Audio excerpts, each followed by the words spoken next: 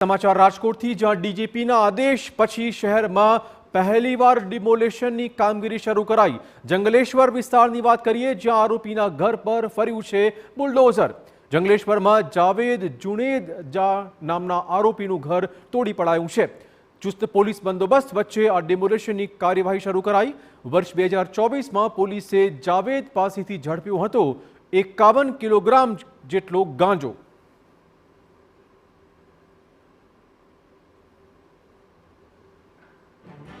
ગૃહ વિભાગે 100 કલાકમાં ગેરકાયદેસર બાંધકામો ગેરકાયદેસર જે પણ વસ્તુ હોય કે પછી બુટલેગરો કે જુગારીઓ વિરુદ્ધ કાર્યવાહી કરવાનું જણાવેલું છે। તે સબબ અમે લોકોએ એ પ્રકારના ઇસમોની યાદી પણ બનાવી છે અને એ પ્રકારના ઇસમો જ્યાં પણ પ્રોપર્ટી ધરાવતા હોય તેમાં જો ગેરકાયદેસર વીજ કનેક્શન હોય કે પછી એનું બાંધકામ જો ગેરકાયદેસર હોય તો તેને તોડવાનું, ગેરકાયદેસર વીજ કનેક્શન હોય તો પીજીવીસીને જાણ કરીને એના કનેક્શન કપાવવાની કાર્યવાહી હાલમાં અમે આરંભી દીધી છે અને તે મુજબ અહીંયા જંગલેશ્વરમાં આ ગેરકાયદેસર બાંધકામ બાબતમાં તપાસ કરતા મળી આવેલ હોય તો કોર્પોરેશન સાથે સંકલન કરી અને આજ રોજ અત્યારે આ બાંધકામ તોડાવી રહેલ છે। રાજકોટ શહેરમાં અસામાજિક તત્વો સામે પોલીસ દ્વારા કાર્યવાહી છે તે કરવામાં આવી છે। રાજકોટ શહેરમાં કુલ 756 જેટલા અસામાજિક તત્વોની યાદી છે તે તૈયાર કરવાની છે। મારી સાથે ડીસીપી ક્રાઇમ પાર્થસિંહ ગોયલ છે, આપણે તેની સાથે વાત કરીશું। સર, શું કહેશો? 756 લોકોની યાદી તૈયાર કરવાની છે, કયા પ્રકારના ગુનેગારો છે અને શું કાર્યવાહી કરવામાં આવશે?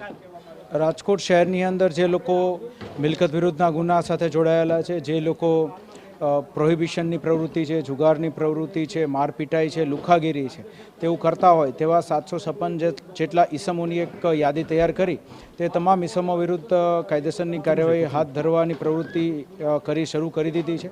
અગાઉ પણ રાજકોટ શહેર પોલીસ દ્વારા બધા જે લોકો વિરુદ્ધ અટકાયતી પગલાં લીધા હોય અને ફરીથી તે લોકોએ ગુના દાખલ કર્યા હોય અને તો તેમની જે જામીન છે તેઓના પણ રદ કરવા માટેની મામલતદારની અંદર અને જ્યાં કોર્ટ કેસીસ છે ત્યાં નામદાર કોર્ટની અંદર એપ્લિકેશન આપવામાં આવી છે।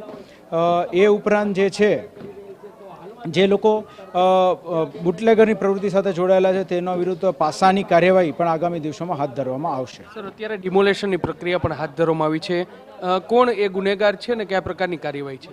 હાલ જંગલેશ્વર વિસ્તારની અંદર જે ડ્રગ્સ વેચવાની પ્રવૃત્તિ સાથે જોડાયેલા છે તેવા રમા અને તેના સાગરીતોના જે કંઈ પણ ગેરકાયદેસર મકાનો છે તેઓને આઈડેન્ટિફાઈ કરી અને તેના ડેમોલિશનની કામગીરી હાલ કોર્પોરેશનની મદદથી હાથ ધરવામાં આવેલ છે।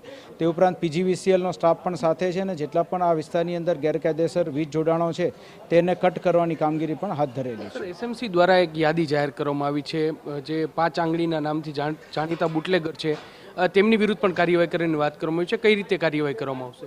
એસએમસી દ્વારા જે યાદી જાહેર કરવામાં આવી છે તેમાં રાજકોટ શહેરના અલ્તાફ 6 આંગળીનું જે નામ છે તેમાં તેના કોઈ પણ ગેરકાયદેસર દબાણ હશે, સરકારી જમીન ઉપરનું તેઓના મકાનો હશે તો તેને પણ આગામી દિવસોની અંદર નિયમ અનુસારની કાર્યવાહી હાથ ધરી ડેમોલિશ કરવાની કામગીરી હાથ ધરવામાં આવશે। તો જે રાજકોટ જે ડીસીપી ક્રાઇમ છે તેમના દ્વારા સ્પષ્ટપણે કહેવામાં આવ્યું છે કે જે પણ હિસ્ટ્રી સીટર ગુનેગાર હશે તેમની સામે કાર્યવાહી છે તે કરવામાં આવશે। અત્યારે તમે જે પ્રકારે દ્રશ્ય જોઈ રહ્યા છો કે રાજકોટના જંગલેશ્વર વિસ્તાર છે ત્યાં ડિમોલેશનની પ્રક્રિયા છે તે હાથ ધરવામાં આવી છે અને જે રમા કે જે એનડીપીએસ ના ગુના છે તેમાં સંકળાયેલી વ્યક્તિ છે અને તેમના સાગરીતો સામે આ કાર્યવાહી છે તે કરવામાં આવી છે। ચુસ્ત પોલીસ બંદોબસ્તની વચ્ચે પોલીસ દ્વારા આ કાર્યવાહી છે તે કરવામાં આવી રહી છે અને અત્યારે તેમની જે મિલકત છે તેને ગેરકાયદેસર મિલકત છે તેને તોડી પાડવાની કામગીરી છે તે પોલીસ દ્વારા કરવામાં આવી રહી છે।